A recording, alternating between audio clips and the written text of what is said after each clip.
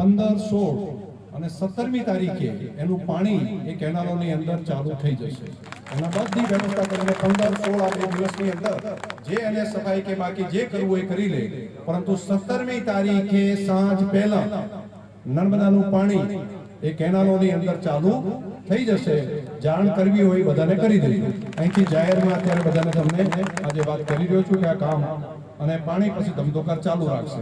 અને ક્યાંક ક્યાંક પેલા ખાતા હોય તો ખોલાવજો હો, 1 રૂપિયો કે જમા નથી કરાવતો તો આખા ગામ વચ્ચે 2-4 તો કાઠા થો કે એને મંજૂરી તો લેવાય ને, એના માટે કામ તો કરવું પડશે કે આ મંજૂરી માટે ક્યાં ખમતો ભાગો પિયાઓ વધારે નહીં તો 2-4 કરો, નહીતર આ પેલું પિયત ને બિન પિયત આવ્યું એ ટાઈમે મારા તો માથાકૂટ થઈ।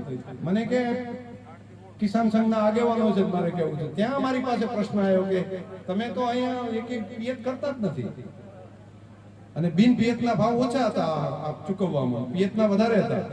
એટલે કીધું કે પિયત છે નથી કરે, બોર નથી, કનેક્શન લાઇટનું નથી, નર્મદાનું પાણી વાપરતા નથી। મેં કીધું વાપરે છે તો કે વાપરતા ચેક તો નોંધાયેલું હોય ને,